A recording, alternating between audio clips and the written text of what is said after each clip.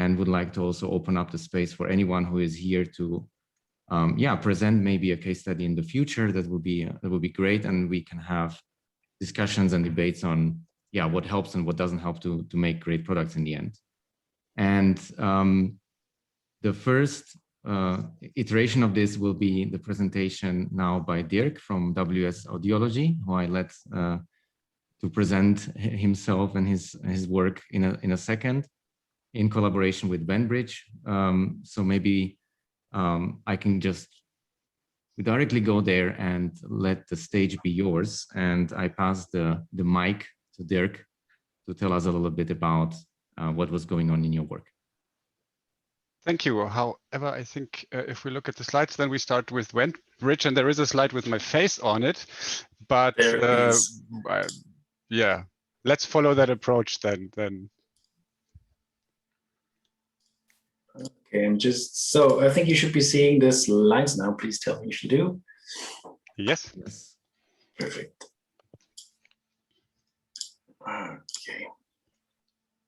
Great. So maybe just a little bit of kind of introduction and start, and a little bit of housekeeping. So we'll have a short presentation by Dirk and us. It would be nice if you could mute yourself during the talk, but of course you can put all your questions in the chat, and there will be ample time for Q&A at the end. And we would love it if you came on mic and then ask the questions. It's about this, so it's about overcoming the challenges of a job to be done project, and I'll hand over to Beat to kind of introduce the session. Yes, good evening, everybody. My name is Beat Walter. I'm from Vendbridge, partner at Vendbridge. We are doing jobs to be done since many years, and what we really find is that many people, when they hear about the quote, no drill, but a hole in the wall, they somehow get on fire. This is really something which is intuitively very interesting for many people, but quotes are easy, and quotes are very easy when you think about jobs to be done. So many people we see have jobs to be done on their agenda, try to apply it, and then confusion and reality comes in.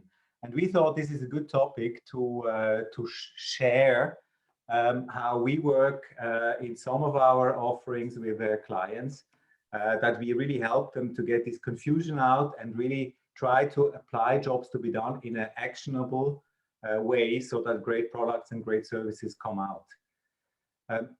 Maybe you can show this.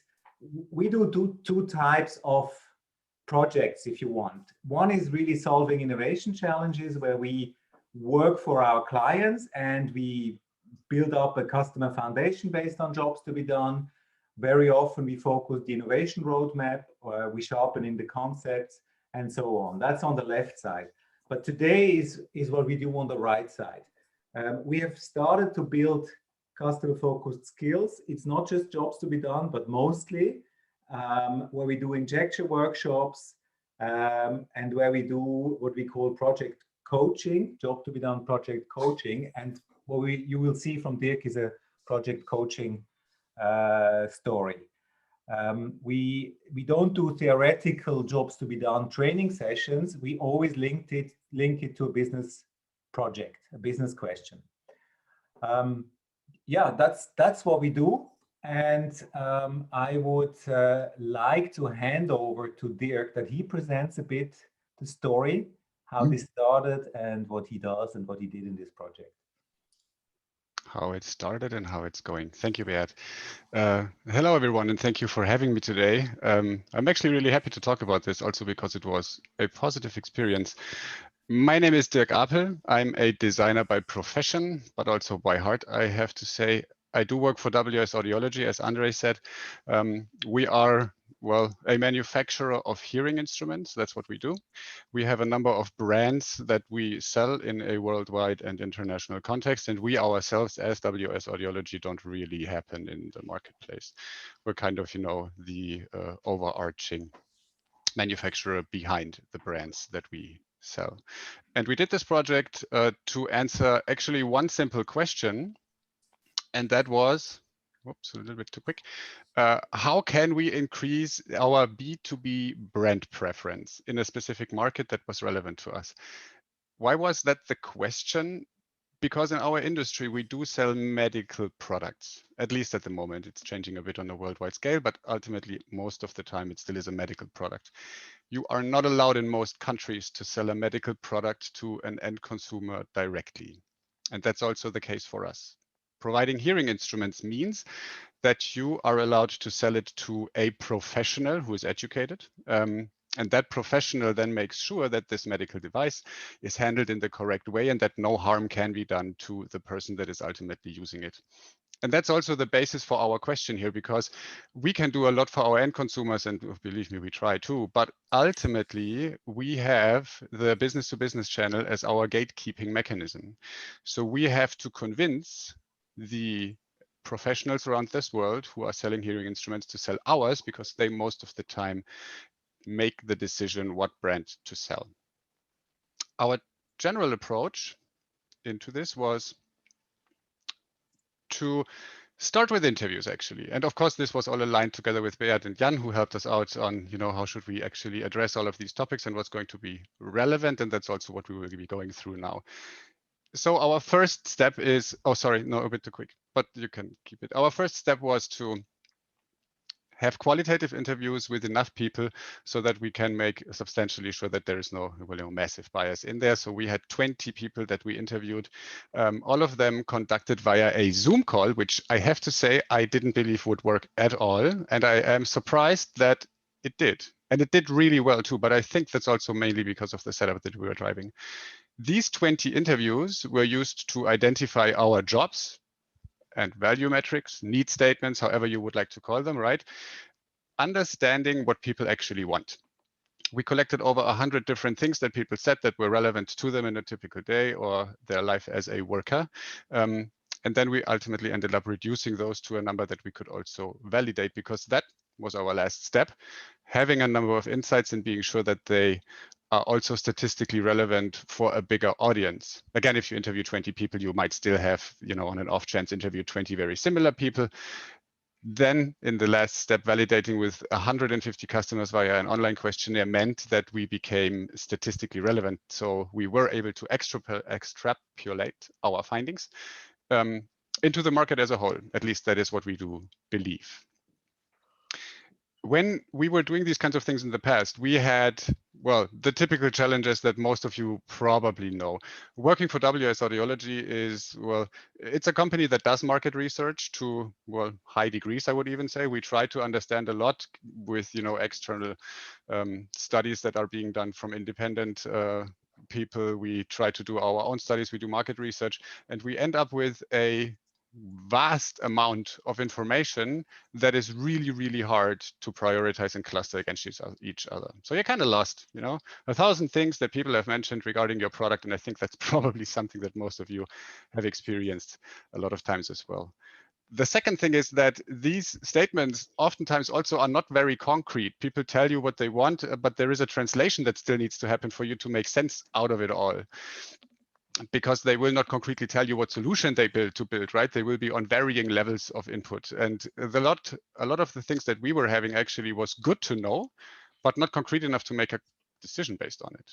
And then the last question, as highlighted in the slide before, we wanted to make sure that whatever we find is actually applicable on a broader scale and to hopefully the full market, so we do something right for the majority of our customers. I would now like to go through these three areas together with Vendbridge and talk about what we did in these three steps to get to something that was valuable to us and that we were able to use. From the 1,000 jobs that you kind of had, right? We had the question, yeah, but Vendbridge, what do we do now? I mean, all of these things that we know, can we structure it differently? Should we use what we have and just kind of, I don't know, do you have some magic black box that allows us to then understand it? No. Actually, what we learned then is that there is a hierarchy that allows you to structure these things in a way that makes a lot of sense to us, at least made a lot of sense to us, and that then also allows you to focus on the areas that are of relevance to you. And for that hierarchy, I would like to hand over back to you, Jan or Beat, to lose a few more words on what exactly that is. Yeah, so I will gladly say a few things about the hierarchy, and I hope you like the logo of Miro. So we use Miro boards here, and maybe you, Andre, can tell us more about kind of from the inside. So that's one of the tools that we use. But just about, I mean, Miro is then the tool that we use, but just tell you a little bit about the framework itself, about the hierarchy itself, because that probably is maybe hopefully something new that is what we came up with precisely to kind of gain a structure, an initial structure of all the 1,000 jobs that usually are flying around, as Dirk has mentioned. So this is a tool that we use to scope initially the hypothesis and then structure the findings later on, just to have a clear structure and framework of the jobs that we want to be go out and look out and kind of have a structure where we put all the findings. So the structure is, in a sense, very, very simple. You, on the one hand, have in the middle always a focus job. So that's where you put your key emphasis. What is kind of the key job that you want to be looking at? And that's a hypothesis in the beginning, and it can change later on during the findings. But that is kind of where you start. From there, from the middle point of the focus job, you can go either up or down. Going up means going into what we call the bigger why, into higher level jobs. So this goes higher and higher up to aspirational things and gets kind of more and more into the direction of realizing your true self or the meaning of life. So you can go up as high as you like. And the other direction going down is what we call the lower how. So this gets more and more concrete. So if you have a certain focus job in the middle and just kind of going from A to B, the more and more you go down, you can go down into the how do people actually go through certain steps to achieve the focus job of going from A to B, let's say. Now, the other direction that you have is from left to right, that we call these upstream jobs and downstream jobs. In very simplistic terms, these are things that happen before and things that happen later on. And so this kind of structure helps you in the beginning very much to gain an overview of all those, where those 1,000 jobs and all the findings that you might already have belong, and then also structure the interview later on.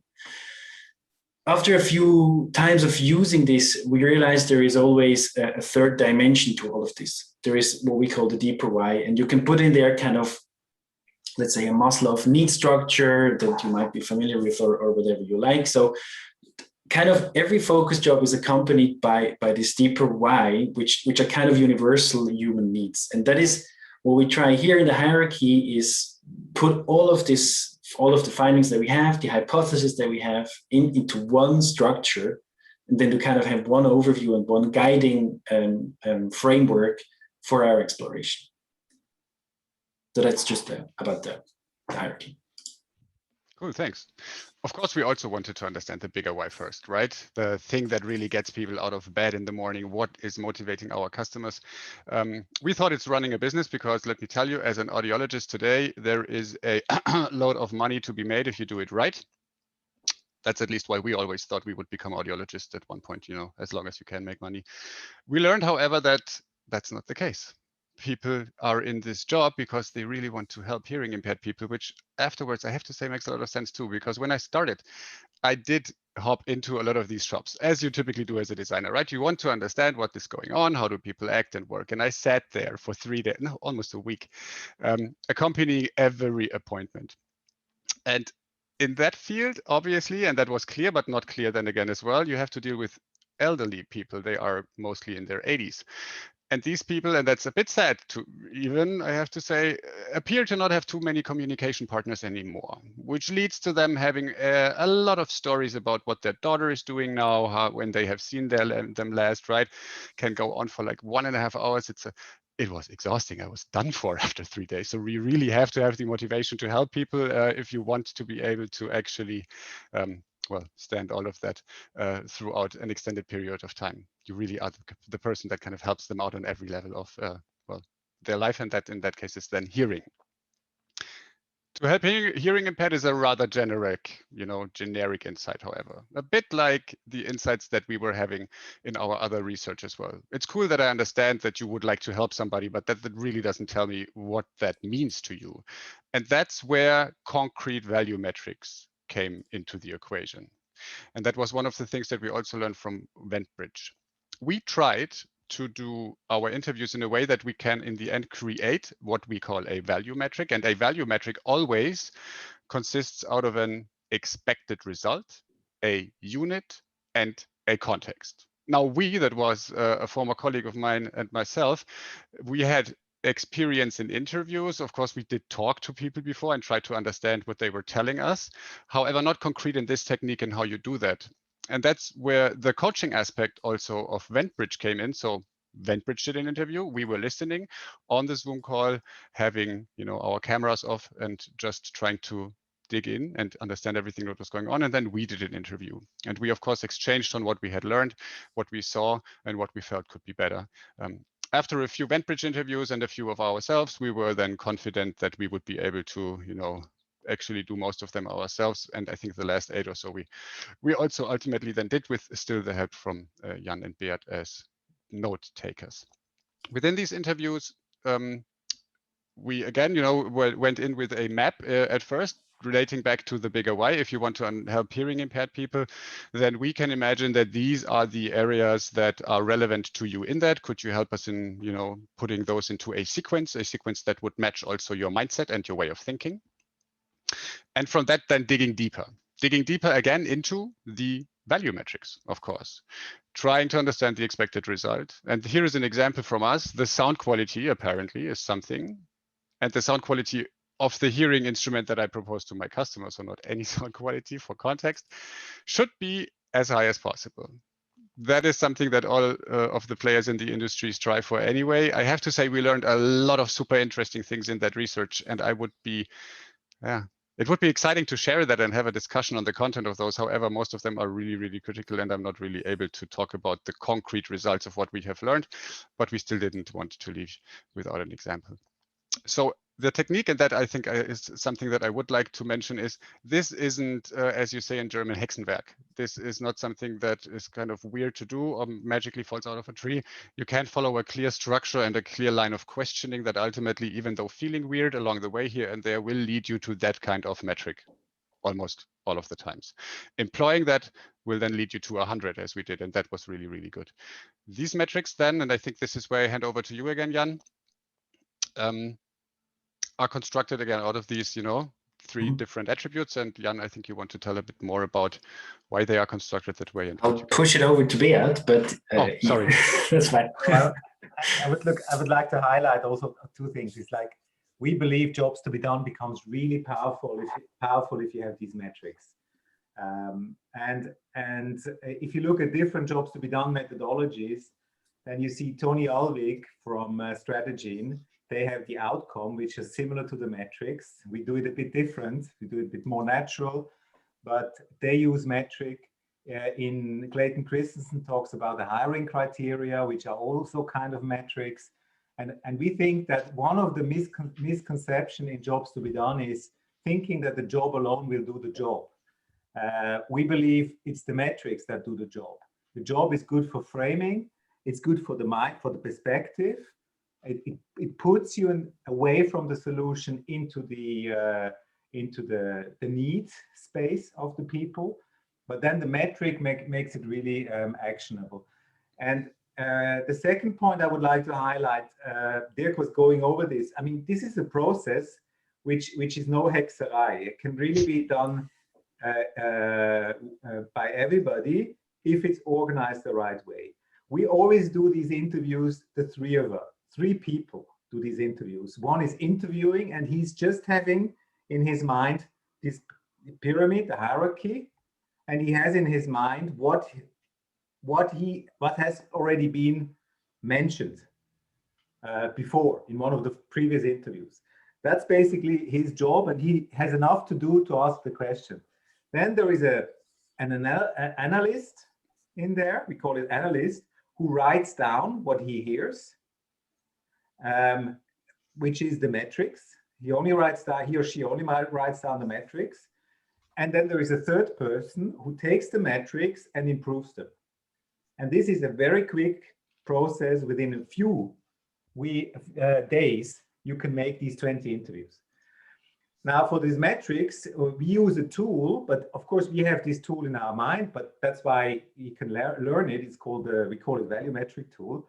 if you can show it for a moment. It's basically a structure which starts with this. When you, and then comes the job step. For example, when you are communicating with another person, that's a job, to communicate with another person, then you want to either obtain something or you want to avoid something. This is what we call the expected result. So you want to, what you want to obtain when you communicate with someone else and you have a hearing loss, huh? This could be, for example, that you understand the words that the other person says. So that's the result you want to understand. And then it goes on. A metric has a unit in there. So there are different kinds of units, but there are not so many. There is as often as possible. There is time. There is many quantities. There is quick or far or slow. So when you are in a conversation with another person, you want to understand as many words as possible. That's the metric. And that might be set by a interviewee. And then there is the last step, which is the circumstances or context when it's noisy in the restaurant, for example. So this tool we have in our mind, and the analyst and the interviewer constantly searches for these elements and notes it down. That's what we wanted to share because we think it's practical and can be learnable also. Just maybe one sentence more. So we've shown kind of this in a rather simplified version, so where we kind of highlighted the counters. But then, I mean, there are several units more that you will come across in an interview, and sometimes, so you can see the bucket on the very right, proxies or other, and then you kind of can get creative. So can have, what we're trying to do is get as close as possible to such a structure, but sometimes that's not possible because not everything is in there, and then you can get creative. But the idea is to get this into such a structure, and the tool works really well. So you can go through the notes and then write again the metrics in that structure. Okay, so I want to give back to Dirk. Yeah, briefly. I would like to put an emphasis on this point, actually. The actionable the actionable attribute and the measurability attribute is what really made this so valuable for us, because suddenly you are in a situation where you are able to understand in a good way what really is the critical aspect of something. And if you did your job right, you can actually now just start to work. And as long as you improve on that job that you identified and the measure that you have for it, you're doing something right. That was what we at the very least didn't really have in the other research that we had done so far. Now, having all of these metrics in place, as I said, 100 different need statements, actually super interesting. What do we do with it? We were then forced unfairly by Vendbridge to reduce to 46 statements because they said otherwise we will not be able to do an online questionnaire with 150 people. They will not listen to all of the things, which is true, unfortunately. And 46 was still okay. But the question was, how do we validate that then? What are the dimensions that we should be looking at? And what are the value that we then create with these statements ultimately in the end? Which is where I would hand back to you guys again to talk about that. Good, great. So thank you. So this is really connected to, I mean, how much can you put in an online questionnaire? You realize this now. We're a bit kind of 20 minutes in, and imagine filling out the questionnaire for 30 minutes, 45 minutes online. You're never going to do that. So that's why you have to kind of reduce this to an amount which makes it feasible. Yeah, it was fine too. It was fine. So I think the average time was okay. So, okay. So what we're going to get at basically through validation is now that we have to, even if we have the 46, I mean, you can do this as an inside out hypothesis, but what we really want is that the customers tell us in which bucket do these metrics belong. And we basically work with this kind of what we call the value map, which is structured by 2 dimensions. So from left to right is importance, from up and down is fulfillment. And what we want to know from customers is, where does each of those metrics belong? Is it on the very right but not fulfilled? So very important but not fulfilled. Then we will call that a pain point. If one of those metrics is in that bucket, that's a very interesting value metric for differentiation, because that is actually not yet fulfilled in the market. On the very right, but on top, so very important as well, but already fulfilled. So kind of already solutions that exist are already fulfilling the need. We will call that an essential. That's something that's important, but already solved. And then you kind of have the whole left side, everything which is not important. That is something, I mean, it's interesting to know very often also which of those 46 are not important or not really important to customers. And that is what validation brings. We let customers rate each of those value metrics and tell us kind of where they belong. They rate this on a scale, once for importance and once for fulfillment. And the 46, now this is, I mean, the bubbles are big, but this is the real data behind it. So there's these 46 value metrics, each placed in one of those buckets. And what this basically means is if a certain point is at a certain place, which we want to highlight here, is that point there is for a large percentage of the 150 people that we asked, very important, but already fulfilled. So that's kind of an essential, and I want to hand over back to Dirk to kind of tell us a little bit about that point. Yeah, and for us, it's actually exactly what we already talked about. To have a very high sound quality within the instruments that I'm selling to my customers is one of the things that is really critical to all of our customers. However, it's already solved well too. And that tells you a lot, especially in our company. You have to imagine somebody that tries to do sound, right? Imagine glasses. You're buying a pair of glasses. You have now reached, or we as a society have reached a point where I expect those to work. That they will actually help me with having perfect eyesight again is not at all a criterion again. Maybe I buy special, lenses so that I can sit in front of the PC all day without being exhausted by that. But that's kind of a given. So you have to do that right. But your USPs, what makes you actually buy this pair of glasses, they appear to lie elsewhere by now. And that is something that we increasingly experienced in our industry as well. And that confirmed that. The sound quality is, of course, critical. We knew that. However, it's also very good.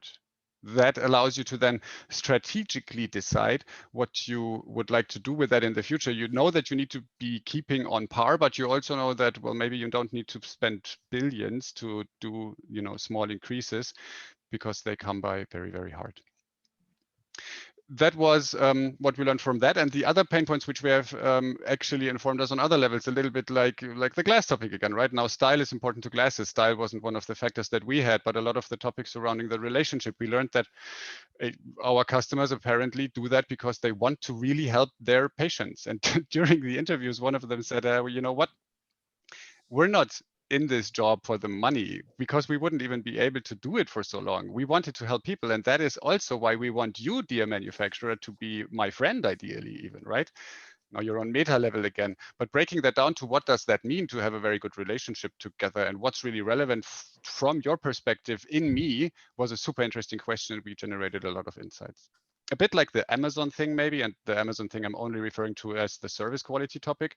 They have identified that I don't want to have any hassle with you guys when I'm buying stuff online, and they have driven that to a level where it's actually extremely easy without any hassle to also hand back anything, even if I used it. That's kind of their main mantra, and I'm sure they did some kind of research. And now you could talk about checkout processes a lot. For those of you who are in digital, I'm sure you did.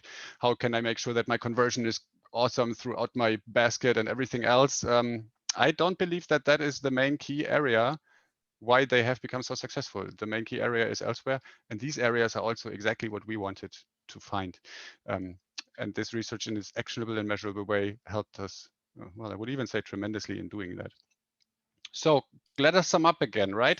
What was the problem? We had 1 million insights from 1 million sources, and probably not really 1 million, but a lot, which were unconcrete in some situations. Things like, we know that 10% of our consumers are really innovative. Well, cool, but what does that mean really? And some of them also weren't validated on a broader scale.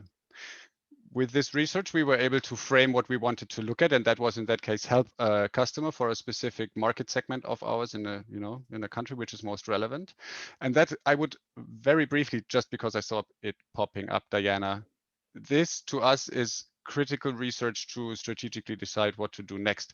This to us isn't a full representation of everything that you need to be doing. And that I think also is important. It helps a lot in defining your USP. So that's where it helps us currently a lot. There are hygiene factors and there are things that you still need to do well, which will not be mentioned because people just expect them to be in place. Those you need to keep in mind as well. If you look at your, whatever you look at, for us, it's a journey. We know that you have to jump through certain hoops to get to the end. And we know that a number of these things have to be seamless. Anyway, we framed it, we got a hierarchy, we got focus areas, and those focus areas were relating back to intrinsic motivations of people. So what is really the stuff that gets them out of bed? As I said, we were able to construct value metrics out of that by asking them so long until we were actually really understanding on a very detailed level what it really is that they were looking for without mentioning a solution, right? Just this is the context and this is my measure in our example as high as possible for the sound quality. And then ultimately the pain points mapped to a map that allows you to again decide what's really relevant, where should I be putting my money. I mean, it's understandable, Dirk, that you cannot share the pain points because they are secret. They are really now your golden nuggets that you use. What I found fascinating in this project, it started with a very small workshop. So it was really a job to be done coaching, and your first request was, hey, can you not, let's say 2 afternoons, really small, guide us a little bit? And we did that. And out of this came the framing, which is really the link of the business question to the job to be done question, a bit of hierarchy and so on. And then we started to do the full process with you, and you did the work. We kind of like this project very, very much because we didn't have to do anything except have these weekly or bi-weekly meetings and guide you and say, we would do it here, or we gave you the tools and say, try it. And I think listening to you now is next project you will apply yourself, and hopefully you will still call us from time to time. But that was really very interesting. So this job to be done project coaching from small to big, that really works and brings value. Exactly. Coming to the Q&A, we have a lot of questions. Almost one point I would like to mention, or two exactly. points. So do you want to say some little bit more of what you're doing, or? Yeah, like 2 points. This, all of it comes back to give a man a fish, or teach him how to fish, and kind of our approach was we would like to know how to fish and then be able to do this ourselves. What are we doing now? Well, we were able to cluster our 46 findings into 4 key areas that are, just 4 key areas within our business that are relevant. We are now at the point where we are conceptualizing solutions for these areas that we will be on a prototype high level testing with customers, just to make sure that we understood right, or that the solution that we have derived out of that need and the way that we understood it is correct. The things that fare well in that evaluation will then be part of our development roadmaps in the future. And these development roadmaps could actually span from software to hardware to pretty much anything, maybe even sales related topics where you need people in the markets. And that was also what was super interesting about that is it's a holistic approach. It doesn't focus in on a specific solution. It doesn't focus on hardware or anything. It just tells you what people want, and it allows you to be a bit creative on how you could potentially be solving that. And it was research, and that is also an interesting topic that was well, okay, I think I can say this. For us, the United States is one of the critical markets. It's way more than half of our overall business, and our overall business is 1.8 billion euros a year. And that's the case for all of the 5 big manufacturers of hearing instruments. So we did talk to a sector in the United States. This was done with the independent HCPs in the United States, people who have their own shop, 1 or 2, or work in one of their own shops. We also make business with governmental organizations. We also make business with big box chains like Costco. And if you look into China and India, then it becomes even more diverse and different and difficult. This research was aimed at a key area, and that was the independence. We have other key areas, and that would then be another follow-up to this research. Having learned what these people want, now it would be interesting to learn what other channels might want, and if that's going to be different or similar to what we have learned. Okay, great. Thank you very much, Dirk. I see questions, or at least movement in the chat popping up. So I think we should bring in people. Let me just quickly check kind of who was first. So I would love, so you kind of already got to the question of Diana a little bit. I don't know if she wants to come on mic and ask if there is still something left that you want to ask, or. Yes, guys, I wonder if, obviously this is a very useful methodology for kind of new spaces, new opportunity, spaces for positioning, spaces for new products. I'm kind of faced with the challenge of revisiting an existing portfolio, which is made of kind of core products that either need to be repositioned or repackaged, or improved, kind of, evolve slightly, yeah, and creating new product alongside in the same exercise. Would you recommend that being done in the same exercise? Would you recommend this being used for both purposes or not?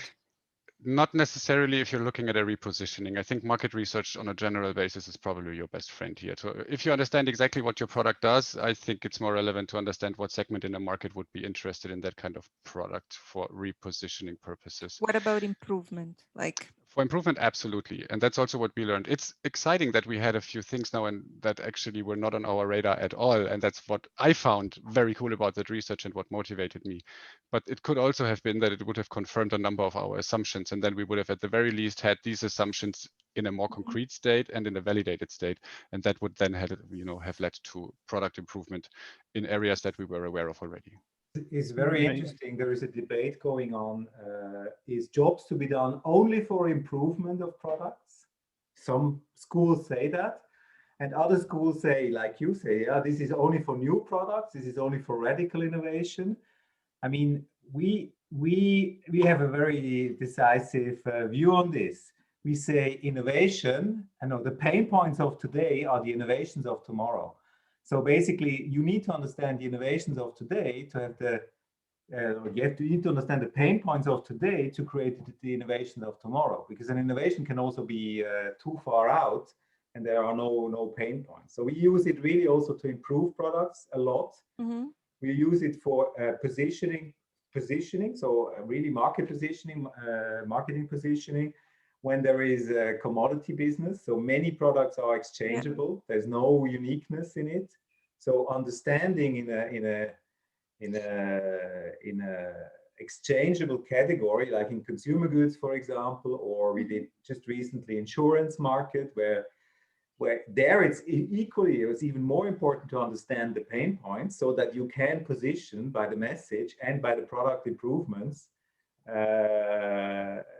You can address these pain points. I guess the question is, would you do it in the same exercise, or would you do separate ones for each objective? So for example, you go and investigated jobs at a certain level for positioning versus jobs at a different level for improvement. That is the issue with jobs to be done, is that you need a focus job. In our view, you need a focus job and you need a target group, a user group.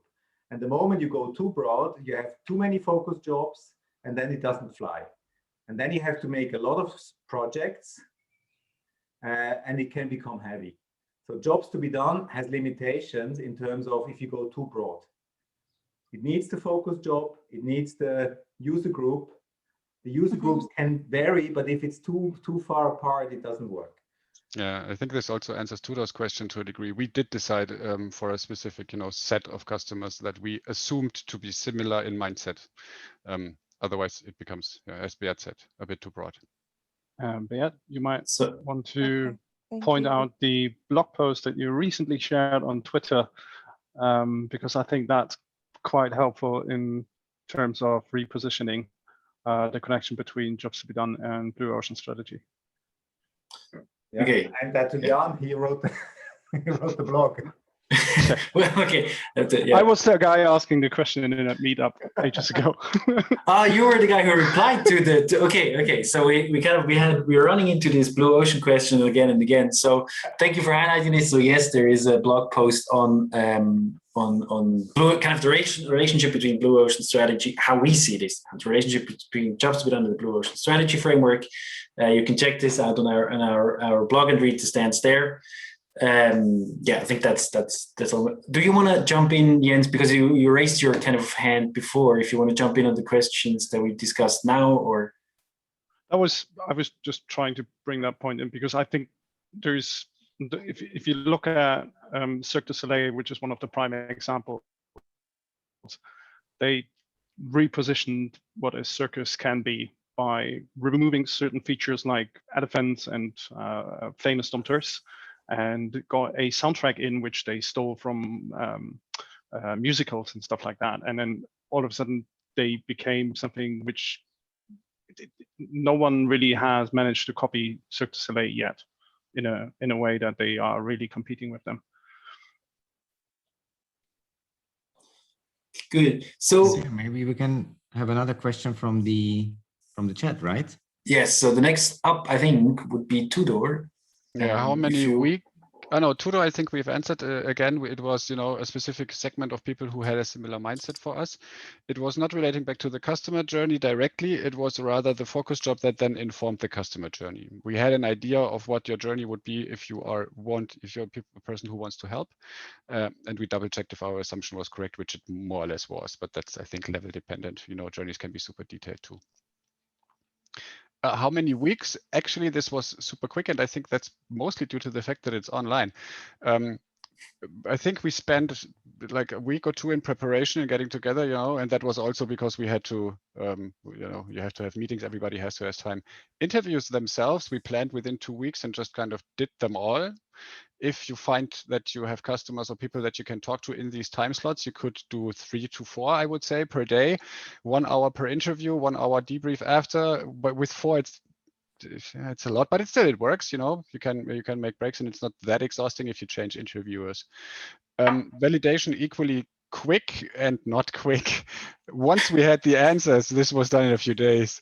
Getting the people and the answers was what was holding us up. So that was actually 2 months or so, but that was, well, it was us not having the people to really answer our questionnaire until we then also used an agency that was just able to give them to us. Yeah, if we go by a panel, for example, in 10 days, we have this done, the quant. Huh? So, but that's an external cost, which sometimes is not possible. But if it's panel, or sometimes you do still do phone interviews, computer-aided telephone interviews. In 10 days, the field work is done. I mean, it's more a question of money than a question of time. Okay, so I don't know if is there a question relating to this as well, or the next one would be by Eva. Eva, if you want to come on mic and ask it yourself, or should I? Yeah, it would be great if you can just, yeah. I am basically have been running away from a busy day, so if we just want to cover the question, I prefer not to.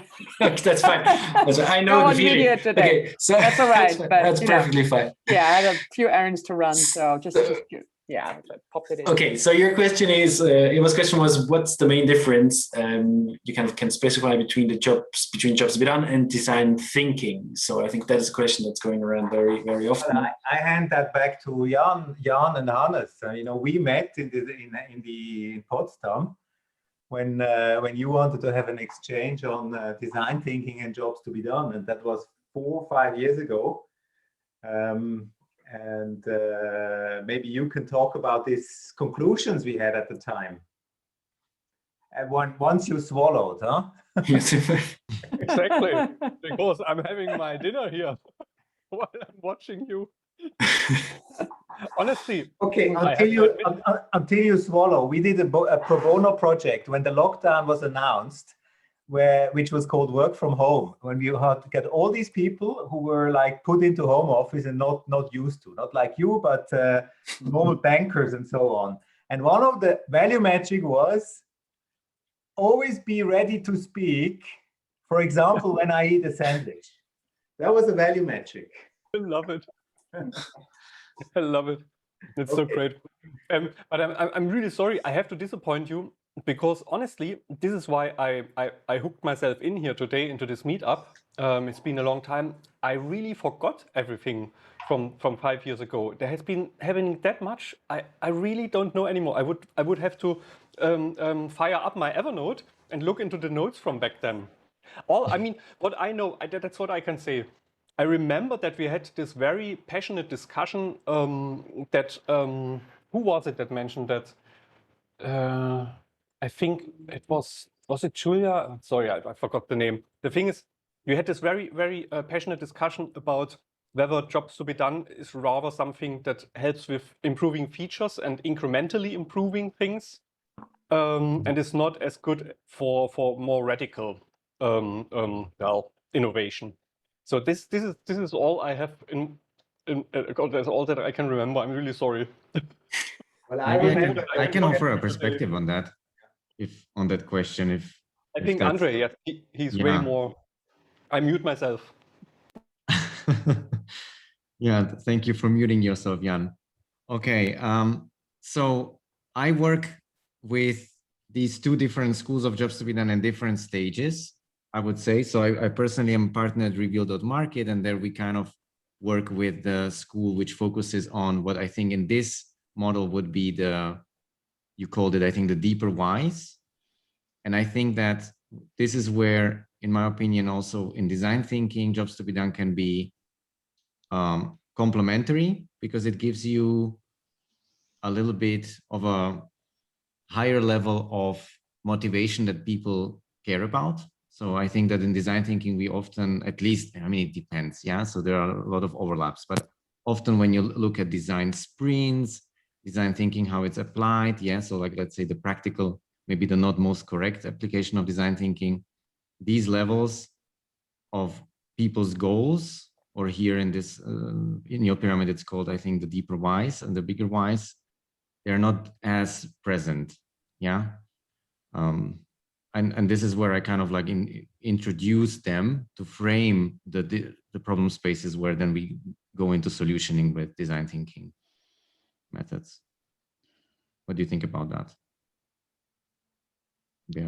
I would agree with that. I think design thinking is a process that expands over the full life cycle of creating a product, right? In the design sprint, you actually try to create something, test it, make sure that it works, and then afterwards you just do details. Jobs to be done just tries to understand what you should actually be doing. And afterwards, you can then build upon that with the design thinking method. And I have to say, for us, having a statement that is really actionable and measurable, that was where the real value came from. And that doesn't come, well, I can construct a statement with a metric anytime. That's not going to be the difficult thing. But having that in a validated state and having it heard from customers before, being sure that that really interests the people that you try to design for, that is what made the difference for me, I have to say. No, I can understand it. I mean, I just want to add a sentence to this. So I think there is in this, I don't know if that's the kind of the language that you use, but in design thinking, there is this point where you kind of define your point of view, or your and then I think in the steps before, and in this defining really what the point of view is, like in what direction are you then going to prototype, in kind of this process, I think jobs to be done in design thinking are complementary even, and then jobs to be done at a certain point, I mean, stops. It's solution free, but by kind of definition, right? So you want to stay solution free and stay in the solution space, and design thinking then moves on into solution space. So, and you have, of course, I want to take a little bit of defensive stance for design thinking. You'd have that phase, but I think it's not as prominent when you see it applied. And this is how it helped me as a designer to make a connection, for example, to also positioning and marketing. Yeah, so I would use it as a tool. Okay, we have one raised hand that I would like to address. Yeah, hi. From Selina. Selina, please. Hi, Selina. Hi. My question is, because I've never really thought about like seeing jobs to be done and design thinking in such like a different way, but like what you are saying, and that was also what I was thinking, is you can like, if you're like applying jobs to be done for your company, for your team, for your tribe, whatever, you can still like have this jobs to be done as like a basic ground line, right? And then like with these jobs that you like found out with interviews, you can still use them and like then find solutions with like design sprints, for example, right? I think so too, yes. Especially, I mean, maybe I also didn't understand design thinking completely. I did a few design sprints, as you say, and the empathic phase in the beginning, what was that? Well, we sat together, we said, what do we know? This. Okay, that means this is our customer. And that was a bit too low for me, to be honest, in a lot of cases. And I was wondering why, but are you sure? Who said that? And that's a bad feeling to have. And that feeling is removed. And as you say, Selina, I think it's complementary for that reason. Your empathy and diving in phase could actually be built on jobs that you have researched before, allowing you to understand and being sure that you understood the right thing. Yeah, because like it's kind of like that thing, right? You see like the job as like you don't want to find a solution for that job in that jobs to be done phase, but still we can find solutions then when we like already agreed on the different jobs for these jobs with design sprints. I agree. Cool, thank you. Okay, so the next question I think will be by Manuela, if you want to ask it yourself or actually. Okay. Yeah, well, sure. I think most of it has already been answered a little bit with the question of Diana. So when to use it, but maybe it's interesting to see when would be the next time you're really using it yourself. Do you already have a project in mind? As Beate said, you can now do it by yourself. So I was just curious about that. I would like to divide my answer into two areas. We would like to do it again immediately for other interesting target audiences. We're now looking at end consumers and if we should do that in specific markets where we want to understand a bit better what drives them. And that's kind of around the corner potentially. Redoing exactly what we did, I don't feel is necessary for the next years to come. I believe that the statements that we have now created are going to be, they will stand for a time. It's, intrinsic motivations of people. What we should make sure is to keep an eye on the competition. If somebody answers one of the identified needs with an awesome solution, because that might be a prompt for you to actually ask again. But aside from that, yeah, a rerun of exactly that in that market, not for the next time. Makes sense. Yes. So the next one will be by Jens. Jens, if you're still there. That's a business-related question that, well, it was in North America and it is a segment that's relevant to us. We want to grow, but that's as far as I can go, really. We are already in that market, if that helps the question. It's not like it's a market that's completely unclear to us. We are roughly aware. So you're not a startup going into the market. You're an incumbent company. No, we are already a player in that market, but we want to be a bigger one, if you will. Okay. Mm-hmm.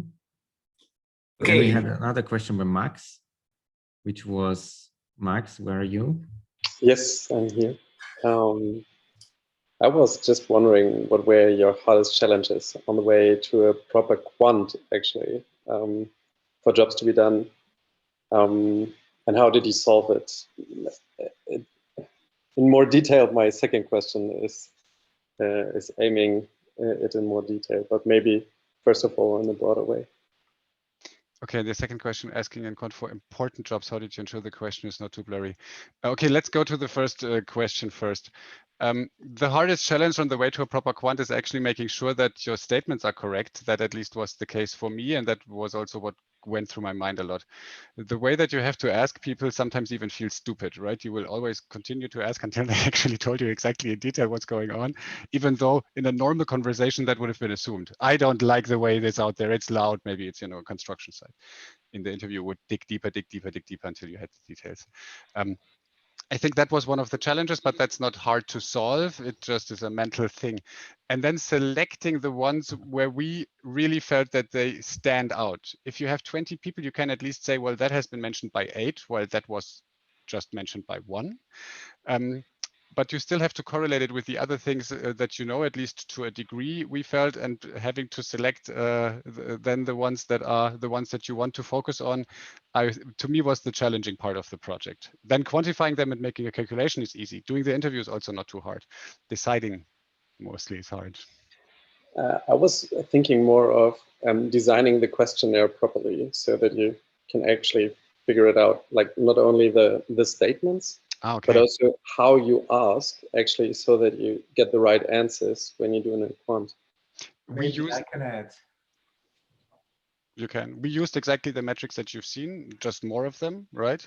And we asked in 2 dimensions. We first asked, that thing, is that important to you? And then we had an importance dimension.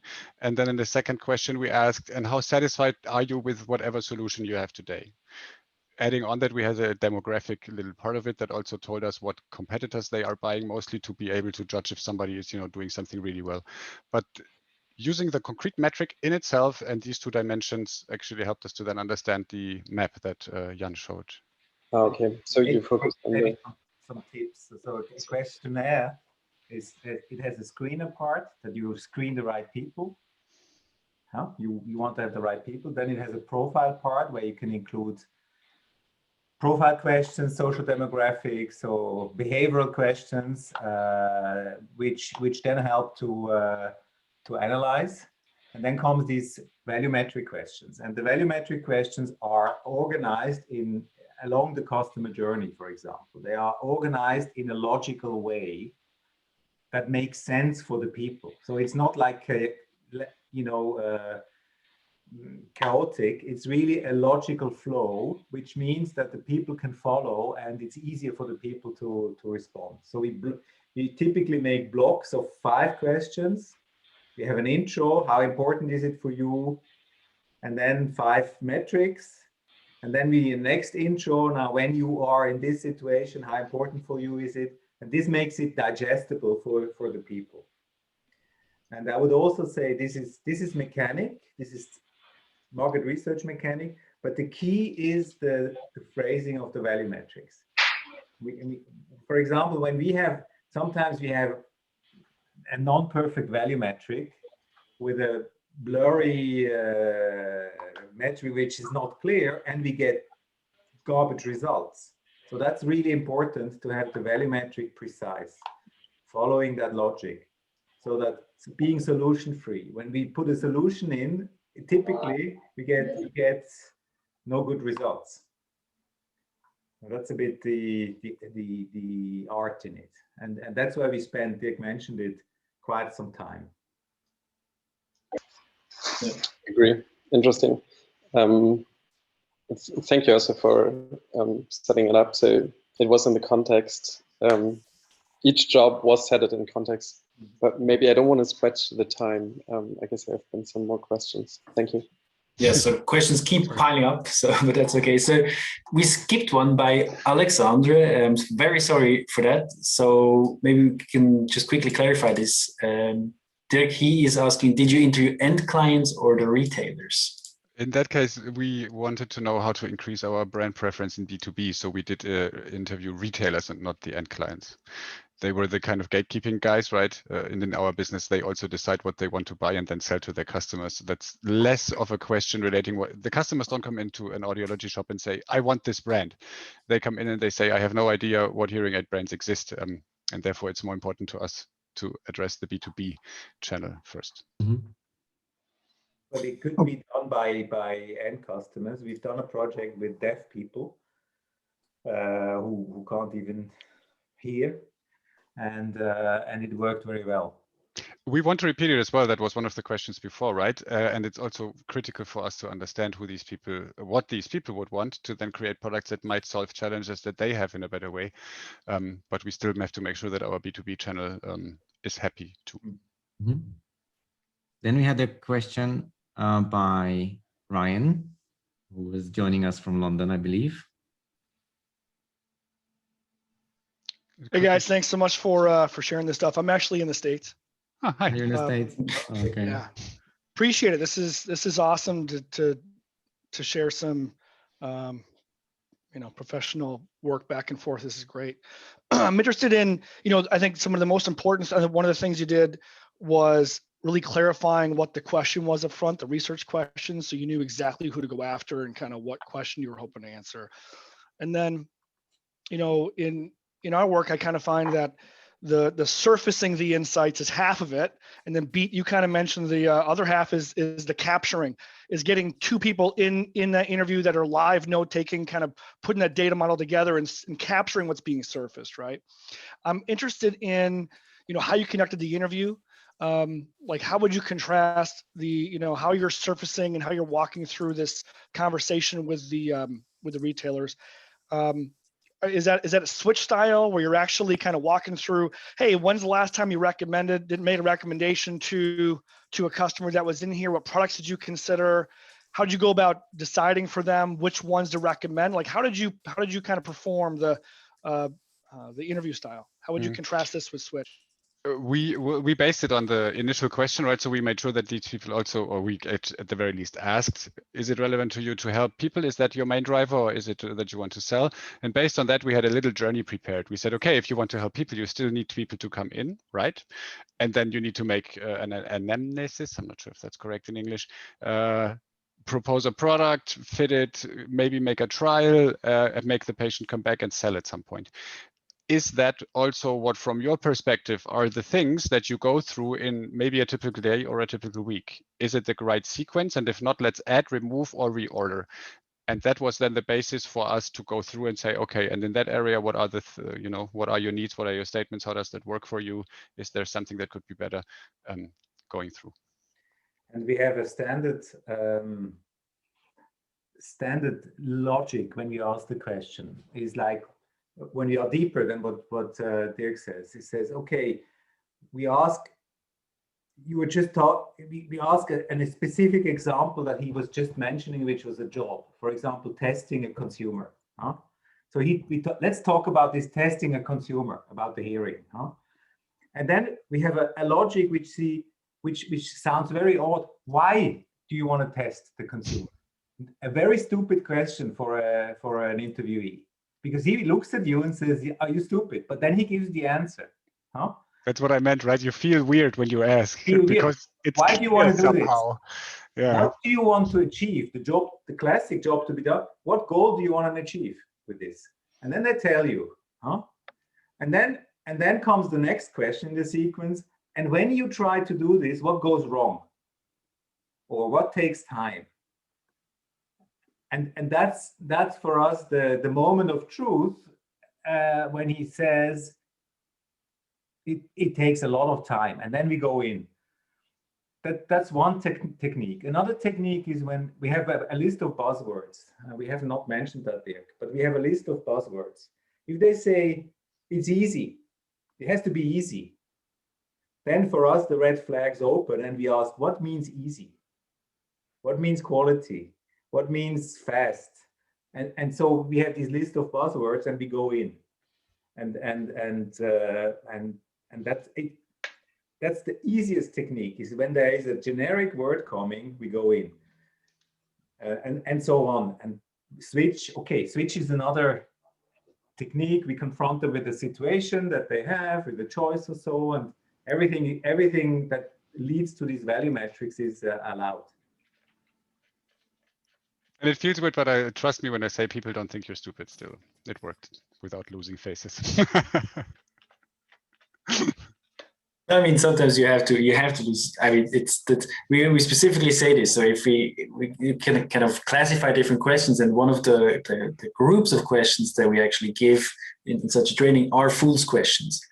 Are precisely the questions where you feel awkward to ask, but that's where the other person gets explicit, and you also get away with your kind of, you de-bias yourself, right? So you think you know the answer, but even if it's confirmed, that's better than if you just assume. So, so I see two raised hands. Selina raised her hands, and Hannes, is this directly linked to what we're talking about now? Then please feel free to jump in.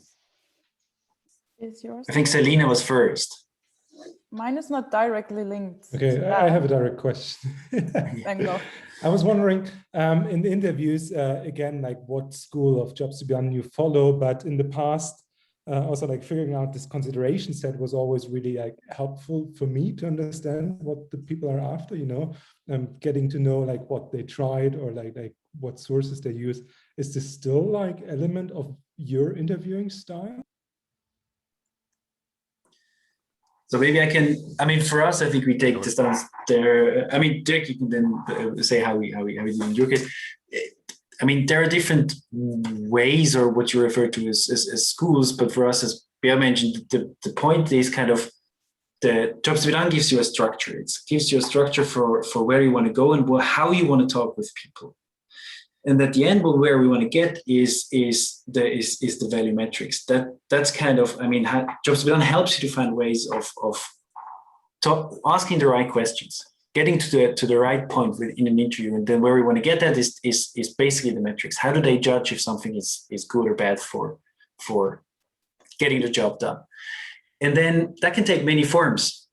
So that can take different kinds of questions and ways of asking it. But you have what is great, I think, about the approach that we have here is you know what you're looking for. You know what you want to get at, and there are different means, there are different ways of achieving this. So I didn't answer your question, but I hope this helps. So. No, yes, thanks. Similar, we just followed what we were proposed to do, and the framework helped. Yeah. I don't think that the other areas, therefore, are necessarily irrelevant. Again, I do believe we are not living in a world where one specific methodology is going to answer all of your questions. This one, however, again, coming to the layers of design, right? You come from your needs to your requirements, to your information architecture, concrete designs, and then ultimately a brand style. The basis, this helps a lot with the basis and with parts of the basis. That was really great.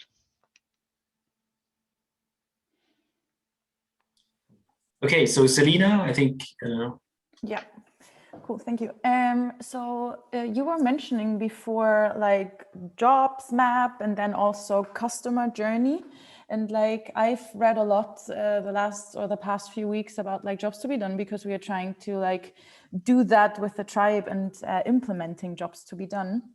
But like, where do you see the exact difference of customer journey and jobs to be done framework? Because like I have a rough idea in my head, but you've done that before. So maybe you can just like give me a few hints about like where you see the direct difference in between those two frameworks. From my perspective, and I have seen a number of different customer journeys. They tend to be at some point super, super detailed, including, you know, funnels, lead generation, even numbers on what you can potentially earn, pain points, outcomes that you would like to achieve, all these kinds of things. I think this is exactly the place where you could use job to be done in a very good fashion, because if you say the desired outcome is this measurable statement, and that's stable throughout our customer audience, then to me, that could be a perfect part of a customer journey, highlighting the specific areas throughout it, right? Where you have the critical pain points, and that will maybe also, coming back to one of the questions earlier, allow you to also understand your hygiene factors a little bit better, because you see, oh, there are areas where people, they haven't even mentioned that. Let's check what the competition is doing. Is that something that everybody's doing well already? Maybe then that is not of concern anymore. So kind of again in the combination, I think that's where the power comes. And if you ask me about concrete differences, then the journey is mostly that it tries to tell me about the journey and more empathic aspects of the user. And what we did with Vendbridge to me is, well, the metrics, actually to me it's metrics. And in a company like mine, where we are like 10,000 people worldwide, even though I luckily don't have to discuss with 10,000, but data and clearness is also critical also often.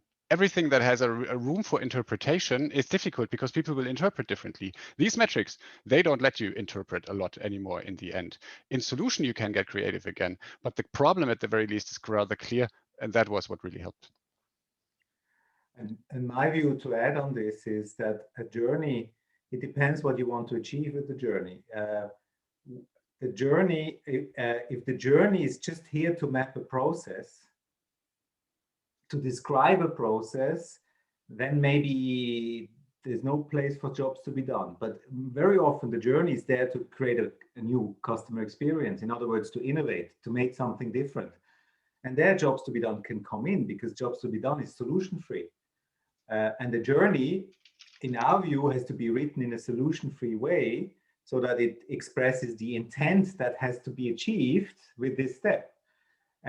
And that's why we have this hierarchy. We have the hierarchy on the higher level. It's not a journey. On the low, it's more like motivation.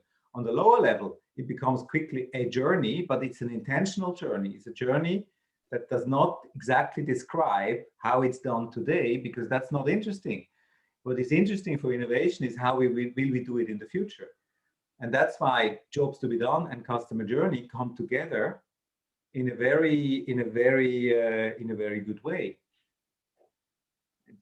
We believe, and we just had a discussion recently. I think it was with Alexander, who said jobs to be done and customer journey for innovation, for designing a customer experience, that belongs together. A journey without jobs to be done does not make sense. That's maybe a radical statement that we discussed, Alexander, but I think it's the right one. That's radical, yeah. But I like it. I like the way of thinking. Thank you. We had another one with. Yeah, no, go on. No, just going through the chat and checking where we are. I've seen just many people agree, apparently, so that's always nice. That's a good thing. I think one that we didn't touch upon yet is the one by Americo. If you, I think, want to ask it, I think that's probably the one we didn't touch upon yet. And just to highlight this before you ask your question, Jan Schmidtgen posted a link to a very interesting event. I think that could be very much fun, where Jim Kalbach tries to convince Jared Spool that jobs to be done is actually a useful thing. And I'm really looking forward to that event. Okay, so sorry. America Alves, please, if you want to ask your question, then you can come on mic, if you're still there. Yeah, he's there. Yeah. Okay. Yeah, I am.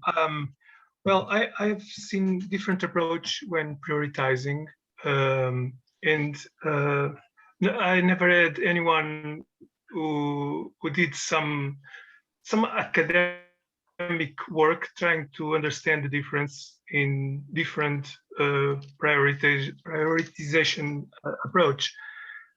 Kano as a model that is interesting, but is a bit complex to implement, while your Eisenhower matrix is far more intuitive and easy to apply. And I would like to know if you ever explored the difference between these two approaches.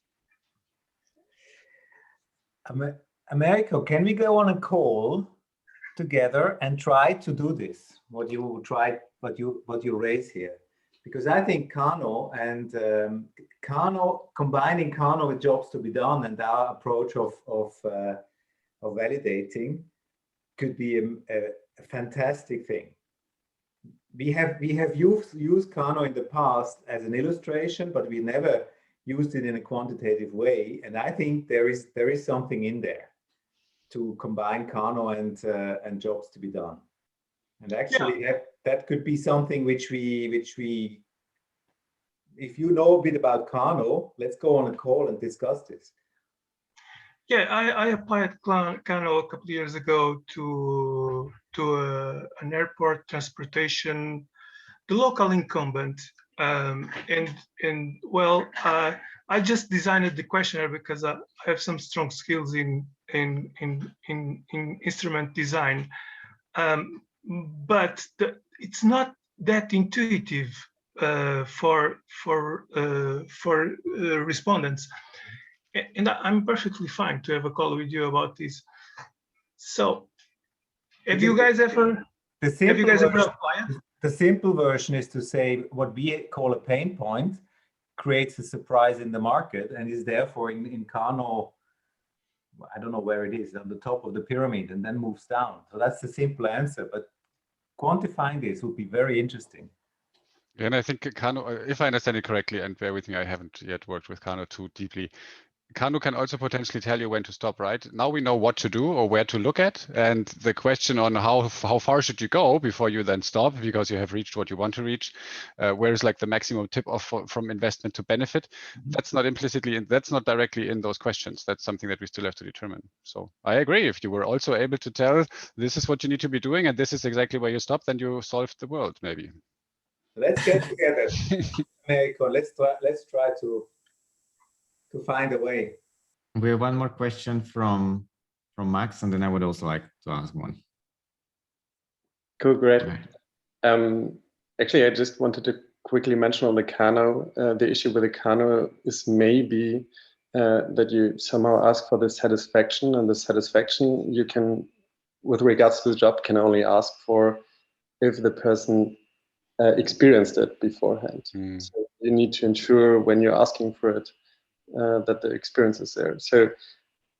So with regards to innovation work, it has its limits there. Just to highlight this maybe. And my question was, I don't know it any longer. Yeah, it was to importance. It was about when you ask for importance, how do you ensure that you understand how a bunch of consumers understand their personal importance with regards to the job in the quant?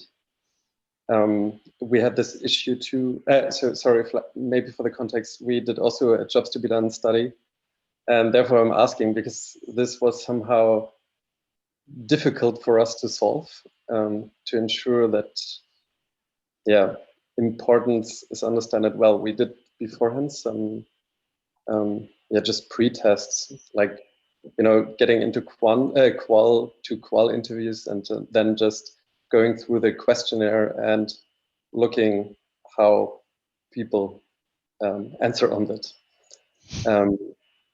to understand how it reflects actually their minds. And therefore I was wondering, how do you, is it actually important to ask this question? So like,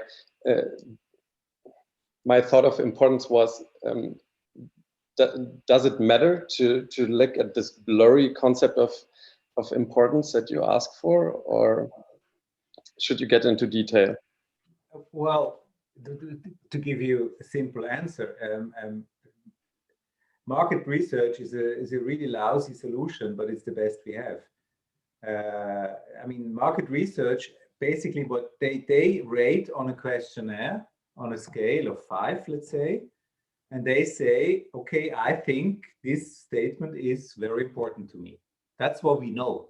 Huh? And then we just compute the number of people who gave a 5. That's the model. And this is a model of reality. Is it the reality? No, it's a model of the reality. And it's the best model we can have, we believe. And it gives actionable results. But in the end, if you think about market research, it is just a model of the reality. But understanding the complexity of human behaviors and human need states and so on, that's something for the psychologists. And you can ask psychologists. But the question is, in the end, you need something practical. You need something that you can work on. And we know that 80% of the people have rated 5. And that's what we know. And therefore, we assume that it is really a 5 for 80% of the people. And what helped me a bit is that the median also is calculated. So you don't simply split in the middle and say everything that's more than 2.5 is important, but you look at your overall spectrum of answers and say, okay, where's like the middle in my answer? So everything that's more than the typical middle, then I will be looking at. That helped sharpen it a bit as well. Aside from that, yeah, Beat is, I think, right. I think this is an important point you mentioned, Dirk, because I mean, that goes to I mean, even if you say, okay, we take a Likert scale, 1 to 5, 1, 2, 3, 4, 5. If you ask people in Spain, they will probably say a 4 is something different than a 4 in France. It could be that it's 5 in Germany, a 10 in France is something different. So you all have these different kinds of, just cultural relative things. But you can adjust for that. And that is precisely what Dirk is mentioning. So we don't have a standard model and we just say, okay, if it's above 6, then that, and if it's below 5, then that just doesn't work. You have to adjust to the segment that you're trying to analyze. And that is what we try to incorporate, where we have so we showed this cross, right, with the pain points and essential, which looks really fixed. In reality, if you look at the data, we always adjust this to the group that we are looking at, because you will always have these kind of imperfections of the model. That's just, I mean, that's just also what reality is, probably. So I see that Hannes wants to ask a question, and then I would also like to jump in. It's one of those. It's not a question; it's more of a comment questions. No, okay. Just I mean exactly what you say, right? It's always like how do you strike the balance between effort and outcome? And what you presented today with the Vendbridge process, I think that's a beautiful balance between like actionable outcomes, like with the appropriate effort, right? I mean, I don't know Alvik, like how many questionnaires he's usually doing, right? Thousands. So to me, this is way over the top. So I think like what you described here today is beautiful. And just one thought on the questionnaires, like something that I came across that really intrigues me and maybe need to try at some points, also like this comparative questionnaire, right? Not saying like, is it 1 to 5, but is this more important than that? Mm-hmm. But then again, this kind of opens up the scale of questions the participants have to answer. Okay, then thank you very much. Max, I don't know if you still have a question. No, thank you. Actually, okay. It was nice. Thanks. Okay, then my question would be, and this is, I think, generally a little bit of problem with innovation. How do you react to expectations and assessments of this importance and value as they change in the market? So let's assume, for example, just I have actually a good example of for W as audiology. I collaborate with a designer who is inventing new hearing aids, positioning them completely differently. So not in the market of hearing aids, but positioning them as a fashion product. And this might create new, let's say, this is innovative and it changes the perception of this product in people's minds. So they might assess different metrics differently in a different, at a different point of time. It's like when the iPhone came out, people redefine in their heads what a phone could be. So what would you advise on spotting these kind of changes of assessments so you keep on track there?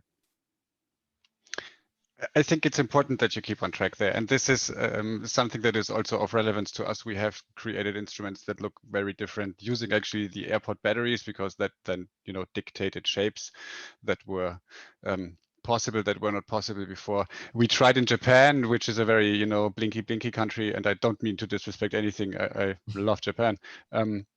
Where we had instruments where you could have little stones and, you know, jewelry on it. Maybe we did it wrong. However, people weren't super interested. And we're trying to sell over-the-counter instruments also in a number of countries where it's not a medical product. It's a hearable that's cool, but still solves a hearing loss if you're young and you don't really want to talk about it. So we continuously try to explore these areas as well.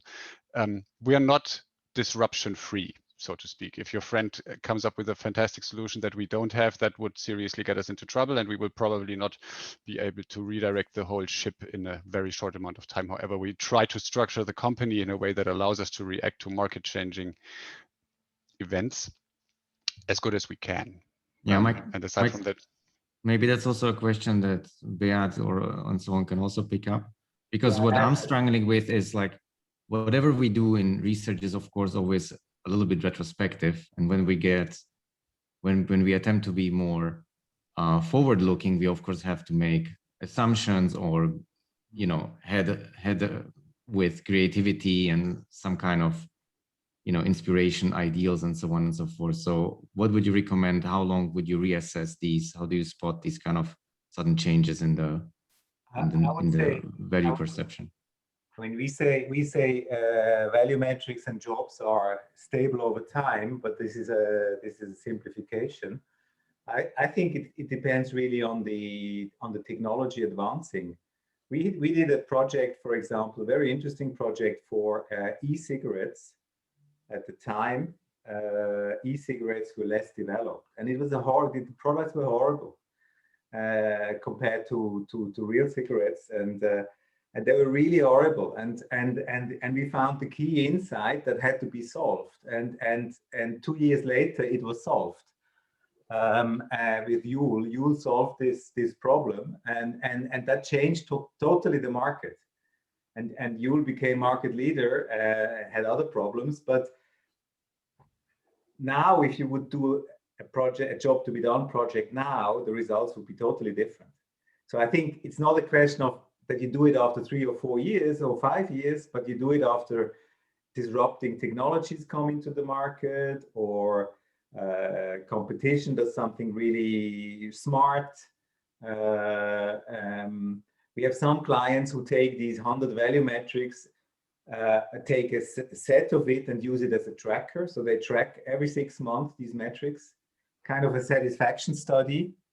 And then they track what happens in the market and how it changes, the importance and the fulfillment. And then they hope to gain time or not miss something.